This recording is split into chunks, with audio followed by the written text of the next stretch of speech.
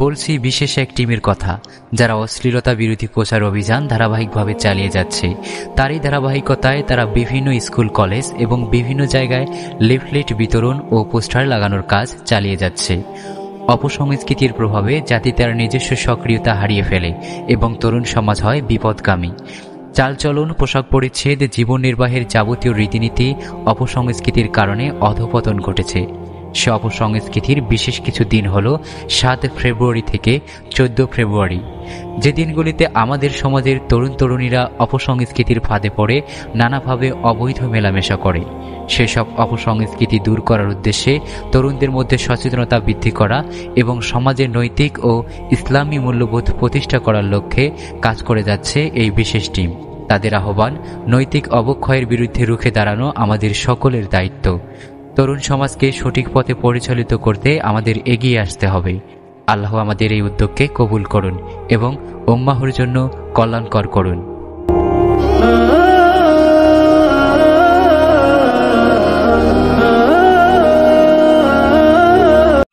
আসলে আপনাদের কাছে আমরা একটা মেসেজ নিয়ে আসছি। আপনারা সবাই লিটারেট পারসন, ম্যাচুরেট। তো আপনারা জানেন যে 14 ফেব্রুয়ারি নামে একটা বেহায়াপনা দিবস আমাদের সমাজে প্রচলন হয়ে আছে।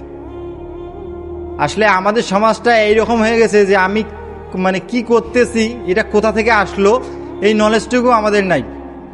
আপনাকে যদি আমি একটা ইনটেক বোতলে একটা পানি দেই, তারপর আপনি বিবেচনা করেন যে পানিটা কোথা থেকে আসলো বা এটা কি পানি, পয়জন নাকি, এগুলো নলেজ নেবেন, তারপর খাবেন। কিন্তু একটা ট্র্যাডিশনালি একটা উৎসব ব্যাপনা চালু হয়ে গেছে, সেই সম্পর্কে আমাদের কোনো জ্ঞানই নেই। আর আমরা এটা কি করতেছি, সমাজে আকারে প্রচলন করে দিয়েছি। কিন্তু আল্লাহ সুবহানাহু ওয়া তাআলা আমাদের কি বারণ করেছে। আল্লাহ সুবহানাহু ওয়া তাআলা পবিত্র কোরআনে স্পষ্ট বলেছে, ওয়ালা তাকরাবুজ জিনা ইন্নাহু কানা ফাহিশাতাও ওয়া সাআ সাবিলা। তোমরা জিনার ধারের কাছেও যেও না। সবচেয়ে কষ্টের বিষয় হচ্ছে আপনারা পড়ালেখা করতেছেন, আপনার পড়ালেখার খরচ আপনাদের অভিভাবক দিতেছে। আপনার বাবা রোডে ঘাটে মাঠে পরিশ্রম করে, ব্যবসা বাণিজ্য করে, চাকরি করে টাকা নিজে না খেয়ে আপনাকে পাঠাচ্ছে কেন? যে আমার সন্তানের জন্য শিক্ষিত হয়, সমাজের দেশের জন্য কাজ করে। কিন্তু আপনি সেই টাকা বাঁচিয়ে বয়ফ্রেন্ড গার্লফ্রেন্ডের নামে আমরা কি করতেছি, অবৈধভাবে সময় অতিবাহিত করতেছি। যে মা আমাকে 10 মাস 10 দিন গর্ভে ধারণ করলো, তার নিজের খাওয়ার না খেয়ে আমাকে খাওয়ালো, সেই মাকে আমি বলে আসতেছি আমার একটা এক্সট্রা ক্লাস আছে। আমার এক্সট্রা ক্লাস আসলে নাই। আমার এক্সট্রা ক্লাস হচ্ছে আমার বয়ফ্রেন্ড গার্লফ্রেন্ডের সাথে অবৈধভাবে সময় অতিবাহন করা। আমার কি একটুকু লজ্জা উচিত ছিল না যে মা আমাকে এত সুন্দর করে খাওয়াচ্ছে, পড়াচ্ছে, সেই মায়ের ভালোবাসার চোখের সামনে আমি কিভাবে একটা মিথ্যা কথা বলতে পারি?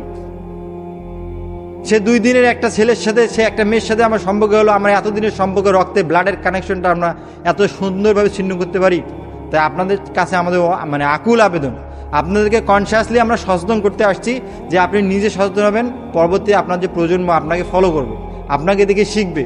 আজকে আমরা এমন হয়ে গেছে, আমার বাবা মা রিলেশন করে বিয়ে করছে, এখন তার সন্তানরা বলে আমার বাবা মা করছে আমিও করবো। তা আজকে যদি আপনারা সেই ফাঁদে পা দেন, আপনার সন্তানরাও সেই ফাঁদে পা দিবে। তো আমরা চাই আপনারা এই সম্পর্কে জ্ঞান অর্জন করেন। এই একটা কুসংস্কার ইনশাল্লাহ যেন সমাজ থেকে উঠে যায়। আমরা যেন বৈধভাবে আমাদের ভালোবাসাটুকু আমাদেরকে আমার বৈধ স্ত্রীর সামনে, বৈধ স্বামীর কাছে, আমার বাবা মার কাছে, আমার সন্তানের কাছে এই ভালোবাসাটা প্রতিষ্ঠিত করতে পারি ইনশাল্লাহ। ঠিক আছে? আপনাদেরকে বিরক্ত করার জন্য আন্তরিকভাবে দুঃখিত।